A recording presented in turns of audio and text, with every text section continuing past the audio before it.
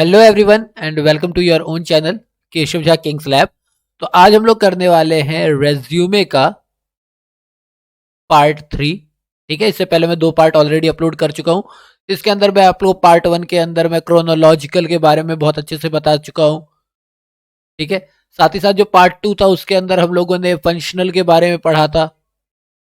Functional के साथ साथ हमने कॉम्बाइन के बारे में पढ़ा था और कवर लेटर के बारे में पढ़ लिया था कि कवर लेटर होता क्या है। बेसिकली जॉब लेटर जो हम लोग लिखते थे ना, उस टाइप का ही होता है कवर लेटर, इस चीज को कहते हैं।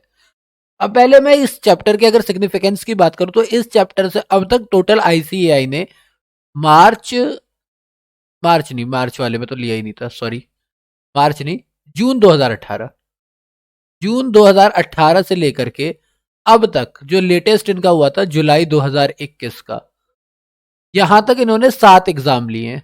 7 इसलिए क्योंकि जुलाई 2020 वाला तो हुआ नहीं था कोविड की वजह से ना, तो 7 एग्जाम लिए हैं।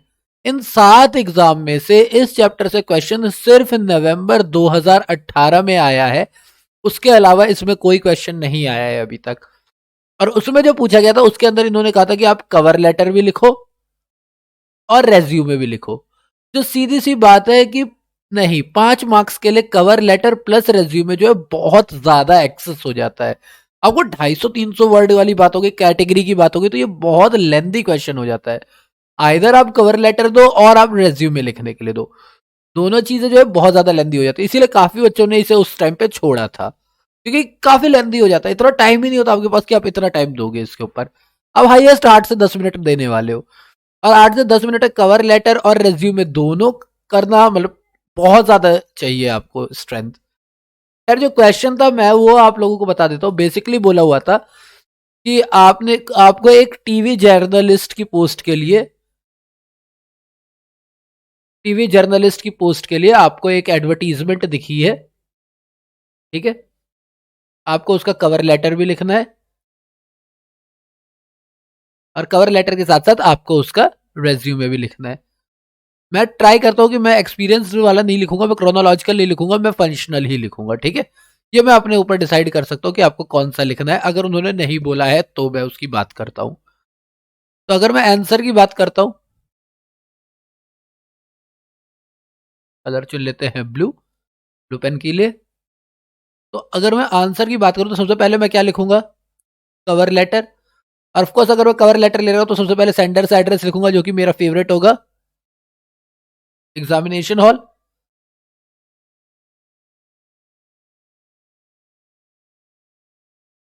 Examination hall. मैं न्यू दिल्ली में रहता हूँ इसीलिए न्यू दिल्ली लिख देता हूँ। देन फिर उसके बाद हमारी डेट आती है। तो डेट मान लो आज दशहरा है, तो पहली बात तो हैप्पी दशहरा टू ऑल। और हम लोग लिखते हैं यहाँ पर डेट है आज की हमारी October 15, 2021। Done.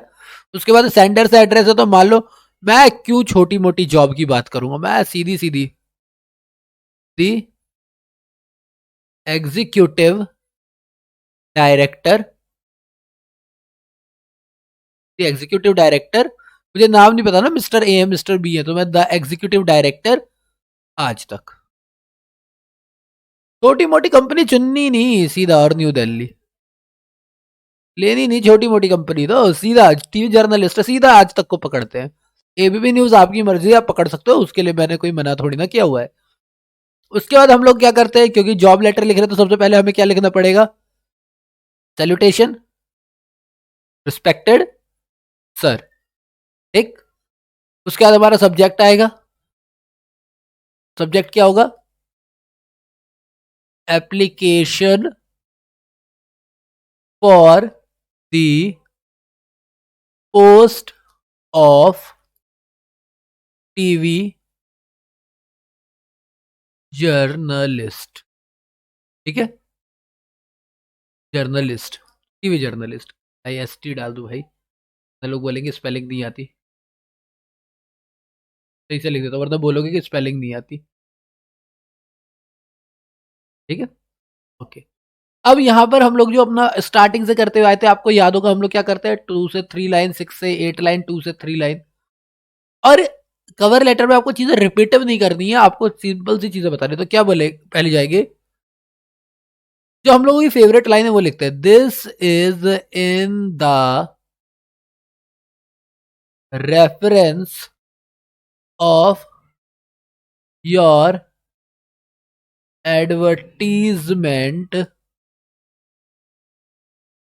Advertisement for the post of TV journalist published in Times Ascent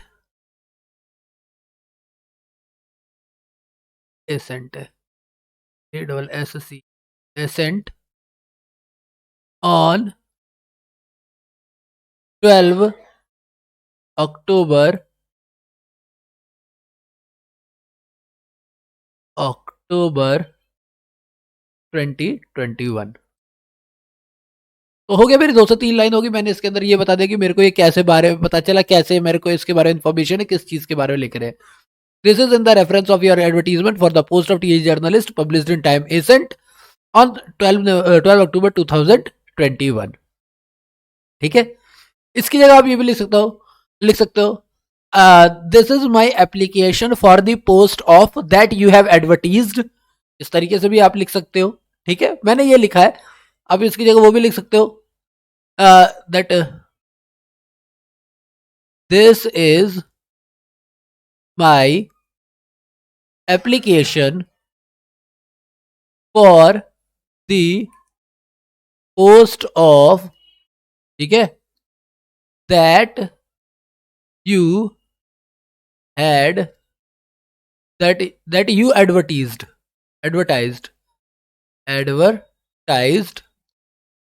in newspaper का नाम ऑन, ठीक है, ठीक है, या फिर I have read the advertisement. एक और तरीका हो सकता है इसी के लिखने का,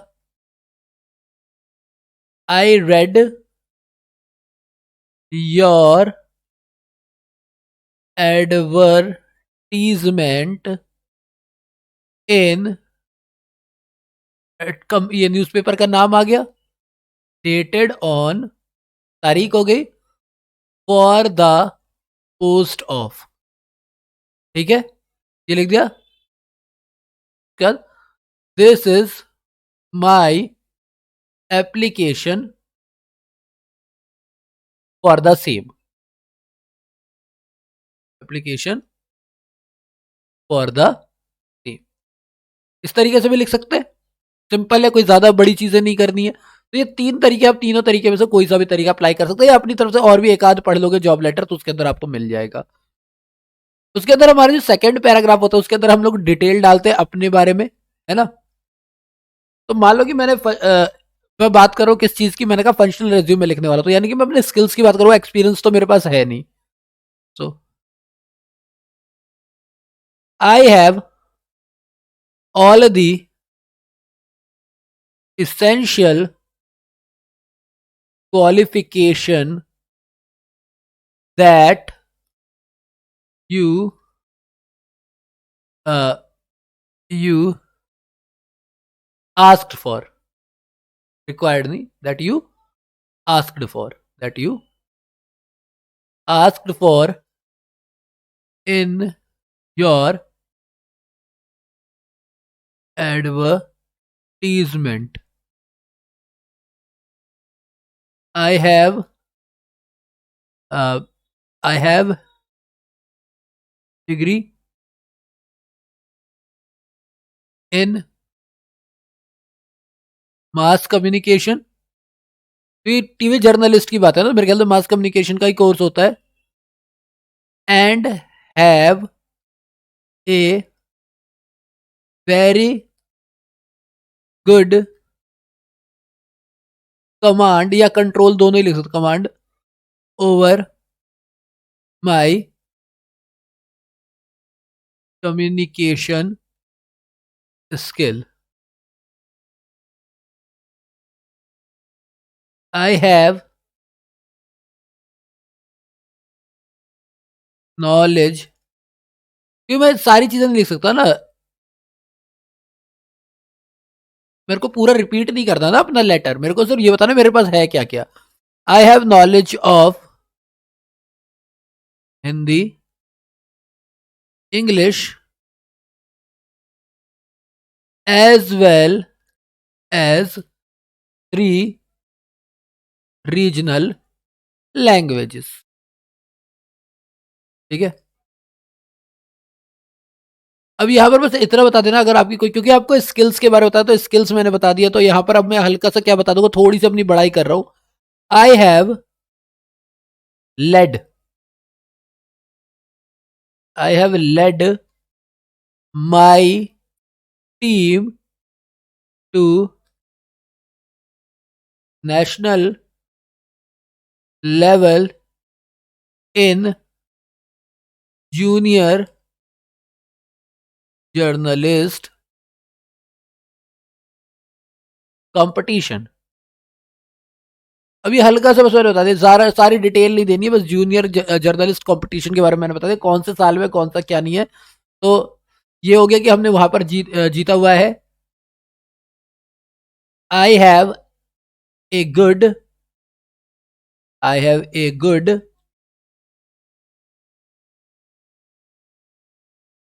academic as well as pre professional qualification, pre professional skills। ठीक है, I have a good academic skills as well, या एकेडमिक परफॉर्मेंस डाल दो यहाँ पर, स्किल्स हटा करके एज पर, इसको भी परफॉर्मेंस में चेंज कर, ये ज्यादा अच्छा लगेगा ना, परफॉर्मेंस। बहुत है, इतना बड़ा लिख दिया काफी है। And therefore I really think that I am one of the best candidate. तो कॉन्फिडेंस तो दिखाना पड़ेगा, या मैं घमंड की बात नहीं कर रहा हूँ, कॉन्फिडेंस की बात कर रहा हूँ। Candidate for the job and can be proved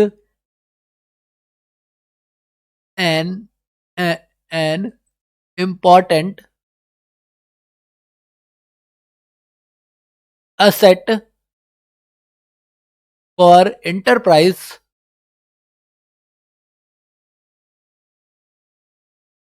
if given chance, if given chance। ठीक है, अगर चांस दिया जाए तो मैं अपने को और भी प्रूव कर सकता हूँ। इतना लिख दिया, मैं 6 से 8 लाइन बोली थी, इतना तो मैंने बहुत लिख दिया। अब सीधा सीधा मेरे को ये बताना है कि मैं आगे क्या क्या करने की बात कर सकता हूँ। तो यहाँ पर हमारा सिंपल सा क्या हो जाएगा कि I really hope to get a positive response from your from your side and I send my regards for the time and consideration। यानी कि आप जो मेरे इस को पढ़ रहे हो के लिए मैं दे सकता हूँ आराम से, टाइम एंड कंसिडरेशन। ये हो गया, इतना लिख दिया, और साथ साथ I will readily available for further processes if, एवी थोड़ी ना, if my candidature candidature is accepted. यहाँ पर थैंक्स लिख दो, थैंक यू योर सिंसियरली, अपना नाम लिख दो, दैट्स इट, हो गया, ये कवर लेटर तैयार हो गया। देन कवर लेटर तो इतना ही इजी है, कवर लेटर में तो ज्यादा दिमाग लगाना ही नहीं है, कवर लेटर तो हो गया, इतना सही था। अब बात आती है, क्योंकि ये जो दिया गया था इसमें बोला था कि नहीं भैया ऐसा है, आपको हमें फंक्शनल रेज्यूमे भी लिख के दिखाना पड़ेगा। अब जब फंक्शनल रेज्यूमे की बात आ रही है तो यहाँ पर देखो, मैं कुछ चीजें तो मैं लिख के बता दूंगा, लेकिन कुछ चीजें आपको खुद से ही समझना पड़ेगा।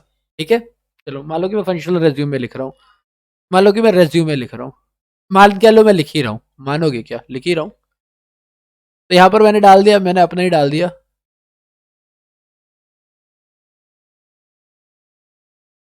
Kishore Kumar.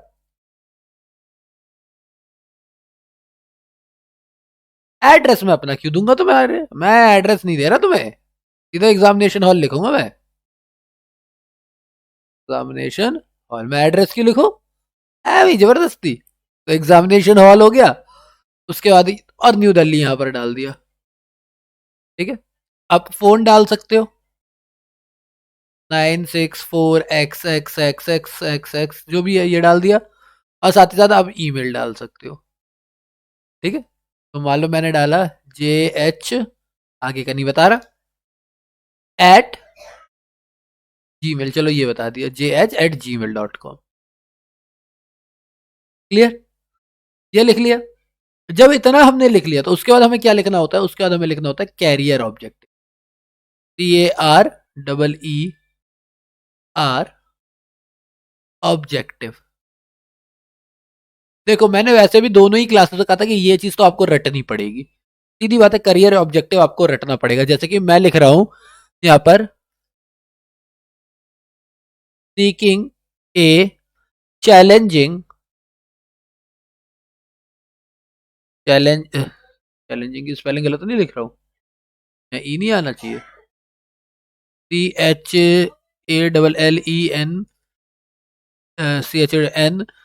CHALLENCHING, challenging career with a progressive organisation, then that provides an opportunity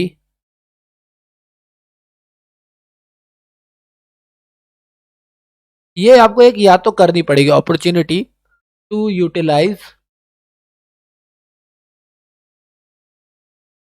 थोड़ा आराम से, माई स्किल्स एंड एबिलिटीज। ठीक है, इन द फील्ड ऑफ, अब क्योंकि ये जर्नलिज्म का था तो मैं यहाँ पे जर्नलिज्म डाल देता हूँ। देन हो गया, ये मेरा करियर ऑब्जेक्टिव हो गया। अब करियर ऑब्जेक्टिव के बाद मुझे कुछ टेक्निकल स्किल लिखनी होंगी, कुछ मेरी पर्सनल स्किल होंगी। पहले टेक्निकल स्किल की बात कर लेते हैं, सॉरी स्मॉल में नहीं लिखना है, टेक्निकल स्किल, अरे टेक्निकल स्किल ठीक है, मुझे पता है टेक्निकल स्किल, इसे बुलेट्स के तौर पे लिख सकते हैं।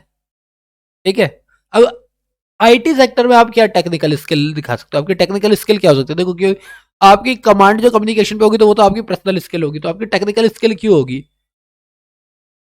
एनालिसिस ऑफ न्यूज, आप न्यूज की एनालिसिस कर सकते हो, ड्राफ्टिंग ऑफ न्यूज, आप न्यूज को ड्राफ्ट कर सकते हो। क्लियर, टेक्निकल स्किल में आपका एक और टेक्निकल स्किल क्या हो सकता है, कहते हैं, हाँ आप एमएस ऑफिस के ऊपर बात कर सकते हो कि एमएस ऑफिस आपको आती है, ये टेक्निकल स्किल है, बिल्कुल टेक्निकल स्किल हो गई। और क्या कर रखा हो आपने टेक्निकल, मास कम्युनिकेशन तो है ही, मास कम्युनिकेशन कोर्स होता है ना, इसीलिए टेक्निकल स्किल में डाला है, कम्युनिकेशन और पर्सनल स्किल आएगी। अब ठीक, इसके बाद हम लोग क्या लिखते हैं, पर्सनल स्किल लिखते हैं, तो पर्सनल स्किल की अगर मैं बात करूं तो पहला लिख देते हैं, कहते हैं, थोड़ी तारीफ कर लेते हैं, excellent oral and written communication.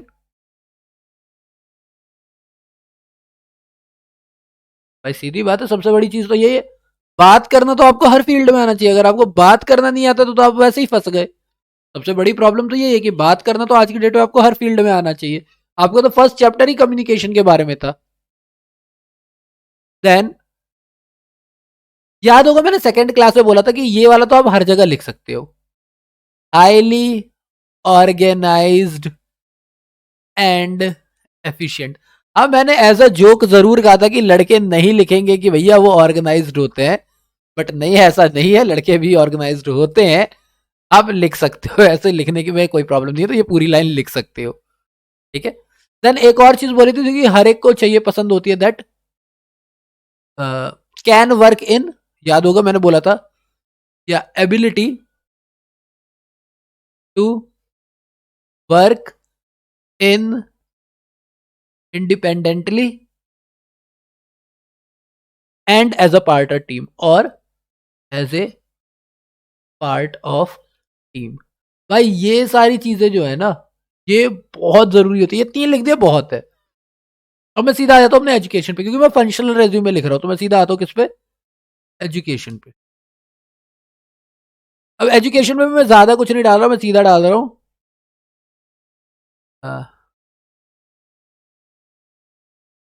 Bachelors in मास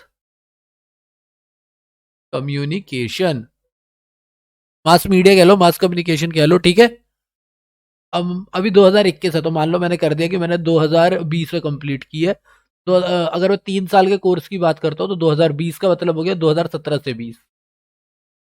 देखो ये चीज याद रखनी पड़ेगी आपको। ठीक है, कहाँ से किया है, किसी भी एक कंपनी में, मान लो मैंने जामिया ही डाल दिया, दिल्ली में ही तो है, तो जामिया मिलिया इस्लामिया यूनिवर्सिटी, ठीक है, न्यू दिल्ली, ये डाल दिया मैंने, बात खत्म। ऐसे एक दो और डाल सकते हो, जैसे बैचलर्स डाले वैसे मास्टर्स डाल लेते या कुछ डाल लेते, पर 2020 में आपने बैचलर्स ही किए तो आपको ज्यादा लिखने की जरूरत है नहीं। फिर उसके बाद अचीवमेंट एंड रिस्पॉन्सिबिलिटीज की अगर मैं बात कर लेता हूँ, अचीवमेंट्स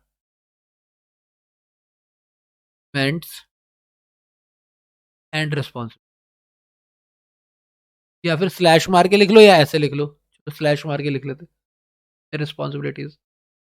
और मैंने आपको एक चीज बोली थी कि ऐसे में ना आप ज्यादातर ट्राई करना कि आप अचीवमेंट की बात करो, रिस्पॉन्सिबिलिटीज की बात ना करो। तो अचीवमेंट में क्या कर देंगे, कहते हैं winner of junior journalist competition, ठीक है। उसके बाद drafting member for fashion magazine, डाल देते, क्या जा रहा है, फैशन मैगजीन के लिए दो डाल दिया मैंने, अचीवमेंट बहुत है, रिस्पॉन्सिबिलिटीज क्यों डालूं। फिर आ जाती है बात प्री प्रोफेशनल, अरे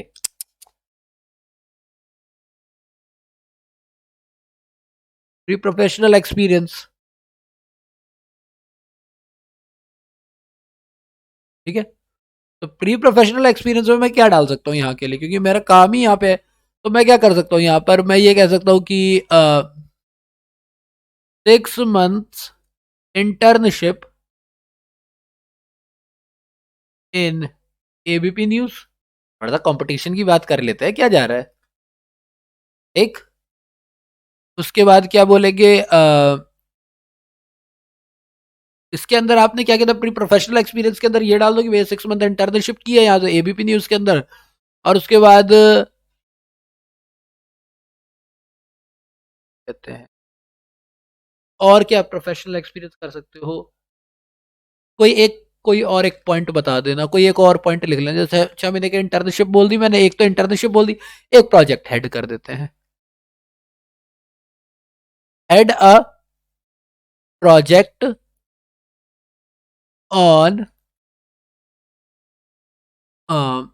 ये अभी कौन सा बता हमारा, कहते हैं, अरे उत्तराखंड में जो फ्लड नहीं आया था, याद होगा आपको, 2-3 साल 4-5 साल पहले आया था फ्लड।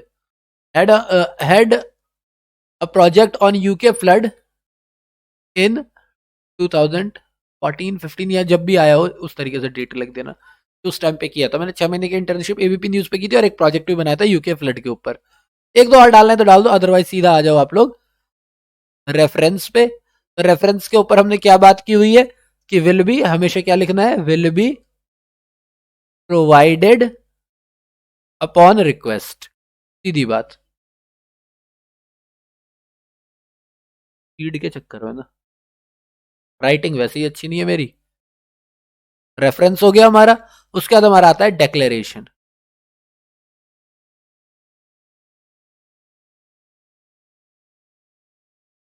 डेक्लेरेशन डेक्लेरेशन में हो जाएगा हमारा, I solemnly declare that all the above, ये भी लाइन आपको याद ही करनी है, information is correct to the best of my knowledge and belief. ठीक है, ये आपने डाल दिया, उसके बाद डेट प्लेस और आपका सिग्नेचर नाम आ जाता है, डेट प्लेस, और यहाँ पर आपका नाम आ जाता है, मैं अपना ही डाल देता हूँ। ठीक है, क्योंकि इसके ऊपर सिग्नेचर करना होगा, कर दिया मैंने सिग्नेचर, और इस तरीके से आपका ये खत्म हो गया। ठीक है, ये अभी तक एक ही बार क्वेश्चन ही आया था और यही क्वेश्चन आया था, तो मैंने ऐसे बना दिया यहाँ पर। ठीक है, तो रियली ये हमारा पूरा हो गया। मैंने आपको एक कवर लेटर भी लिख के दिखा दिया, कवर लेटर के साथ साथ मैंने आप लोगों को एक कहते हैं पूरा का पूरा फंक्शनल रिज्यूमे भी लिख करके दिखा दिया है। अगर अब भी कोई डाउट आता है तो प्लीज मुझे बता दीजिएगा कमेंट में। अगर वीडियो अच्छी लगी तो प्लीज वीडियो को लाइक करें। प्लीज अगर अब तक चैनल सब्सक्राइब नहीं किया तो क्यों वेट कर रहे हो, चैनल सब्सक्राइब करो। और अगर आपको लगता है कि आपके फ्रेंड्स के साथ भी इसे शेयर करना चाहिए तो प्लीज शेयर करें। और अब भी कोई एडवाइस हो आपके पास कि मैं अपने वीडियोस को कैसे अच्छा कर सकता हूँ, एडवाइस हो, ठीक है, कोई सजेशन हो या कोई कंप्लेन हो या कोई क्वेरी हो, तो प्लीज कमेंट बॉक्स में पूछे, मुझे भी अच्छा लगेगा ताकि मैं उस चीज के ऊपर और वर्क कर सकूं। ठीक है, तो दैट्स बीन सेड, क्योंकि अब हमारे पास बचा सिर्फ एक लास्ट चैप्टर, वो लास्ट चैप्टर मैं करवा दूंगा, उसके बाद हमारा सीधा सीधा कहते हैं कॉन्सेप्ट पूरा खत्म हो जाएगा, पूरी बुक आपकी कवर हो जाएगी। मीटिंग्स का हमारा लास्ट कॉन्सेप्ट रह रहा है, तो वो मैं करवा दूंगा। वो एक बार आपका कंप्लीट हो गया तो यानी कि पूरी की पूरी आपकी बीसीआर यानी बिजनेस कॉरेस्पॉन्डेंस एंड रिपोर्टिंग जो मैंने स्टार्ट किया था ये सोच के कि भाई लॉकडाउन है, बहुत सारे लोगों के पास नहीं होता है, तो मैंने स्टार्ट किया था, तो ये मैं कंप्लीट कर लूंगा। I will be really happy कि मैं ये पूरा रिकॉर्ड कर पाऊंगा, अपडेट कर पाऊंगा आप लोगों के लिए। एंड उसके बाद फिर हम लोग क्या करेंगे, तीन जो क्वेश्चन पेपर बचे हुए हम उसके भी एनालिसिस लेकर के आएंगे। तो stay tune, be with me and stay safe, be healthy, happy Dussehra once again and thank you for your time.